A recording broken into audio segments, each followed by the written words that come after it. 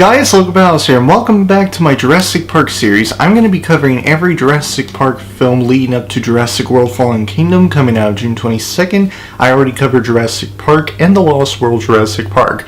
So for this review, I'm going to be reviewing Jurassic Park III. After being persuaded by a wealthy businessman to conduct an aerial tour of Isla Sorna, Engine's second site for a failed Jurassic Park experiment, Dr. Alan Grant discovers the true reason for his invitation. A tragic accident maroons the party of 7 people, and they must attempt to escape with their lives. This is the third installment of the Jurassic Park franchise, and it's the first Jurassic Park film to not be directed by Steven Spielberg, and it's also not the first Jurassic Park film to not have a score done by John Williams. This is done by completely different people. And I gotta say that after rewatching this movie the night before last, it got a tad bit worse than I remember it being. Now, it's not to say that this was a terrible film nor a bad film. It's just that I know I said this before in other videos, but there's like this whole thing on the internet where you either love a film or you hate a film. And for me, I'm kind of sort of in the middle with this film. Maybe a slightly below average is what I would describe Jurassic Park 3. This is where the franchise kind of went a bit downhill. So the movie starts off with a parasailing scene, and it shows us a green screen, which, let's talk about it. The green screen in this movie looks so incredibly noticeable, and it is baffling to me that a green screen like that would look that bad. Honestly, I mean, the green screen in Jurassic Park and The Lost World Jurassic Park look way better than the green screen in this one. It just looks that terrible. It fades to this little kid playing with a Triceratops biting on a Brachiosaurus, and Dr. Alan Grant was like teaching him or was telling him that no, herbivore dinosaurs don't eat each other. Carnivore dinosaurs do. Like showing the Spinosaurus and the T-Rex. Very cool Easter egg, by the way, that shows later on the T-Rex and Spinosaurus fight in the film. And it's such a really cool scene. I really like that. It's such a cool Alan Grant scene right there. It shows you how awesome Alan Grant is. And then we have the Kirbys, which had Dr. Alan Grant be on this island, and while they were on a plane trip to this island that they wanted to go to, Alan Grant had this raptor dream. Now, if you thought that the gymnastics scene in The Lost World Jurassic Park was dumb, this scene is even more dumber than the gymnastics scene in The Lost World Jurassic Park. This scene has zero value to it whatsoever for being a part of this film. Zero. Just, my God. The scene is so dumb and stupid. I hate it. And so our group of people crashed on the island, and this is where we were introduced to the Spinosaurus. Now, before I get into the Spinosaurus, let me just say that the animatronics didn't look all that good anymore.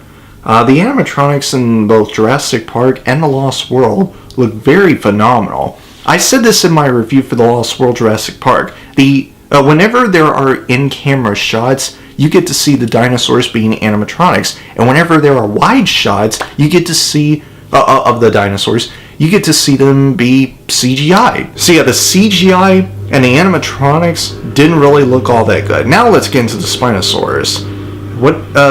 It just didn't look very real. It looked very fake. It felt like a machine that would be put in a Jurassic Park ride in a Universal Studios.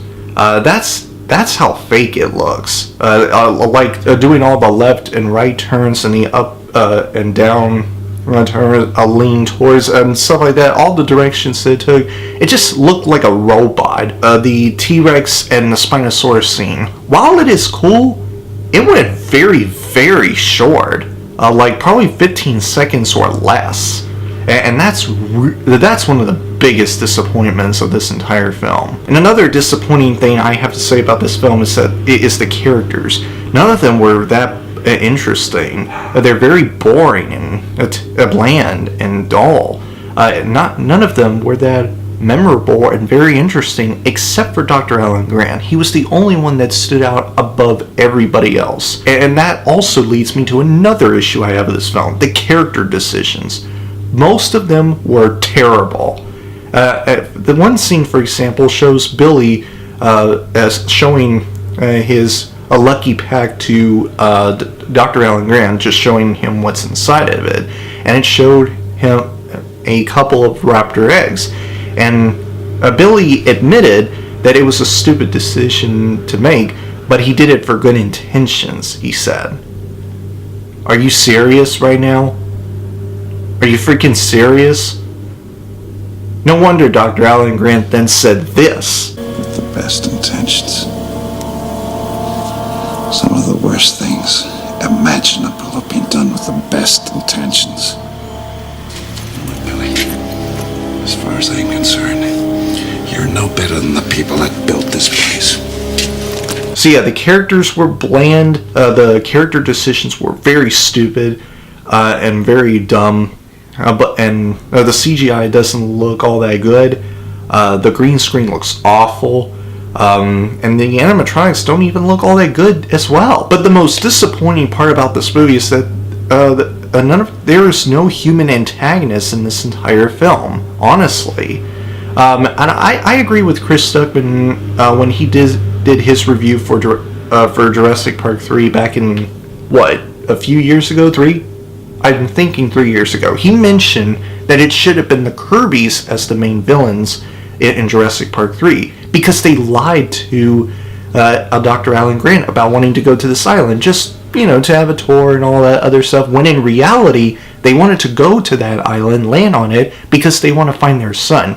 Okay, now, and I agree with Chris Stuckman on that, it should have been the Kirbys. Anyway, their motivation for wanting to find their son on the island, who's been missing for 8 weeks, by the way, okay, that I can kind of get, but is that really a compelling reason for why Dr. Alan Grant should be there with the Kirbys? No, I really don't. Say whatever you will about the Lost World Jurassic Park, at least there's a reason for why Dr. Ian Malcolm went back to this island, to get his girlfriend out of there. There's a love there that he had for his girlfriend, and he wanted to get her out of that island. This film has no legitimate and realistic reason for why Dr. Alan Grant should be on this island. But yeah, back to the whole, Kirbys should have been the main villains of Jurassic Park 3 type of thing. Because, like I said, they lied to Dr. Alan Grant about going to this island. They wanted to find the little kid. I mean, the Kirbys being made as, the main villains in Jurassic Park 3 in the third act of the movie would have been more, or at least the second half of the movie, would have been more interesting. It would have made the story much more compelling than it could have been, and it would have made the whole movie Jurassic Park 3 much, much better than it could have been. But what we actually got was a big letdown. So many things have made this movie into the start of the whole downfall of the whole Jurassic Park series. Jurassic Park 3 really let people like myself down. And I'm going to give Jurassic Park 3 a Silver Medal of Honor. So anyway guys, that is my review for Jurassic Park 3. My next review in my Jurassic Park series is going to be For the Lost World, and it will be up on June 15th. So mark your calendar on that. And I have more videos coming to you later today after I'm through uploading this review.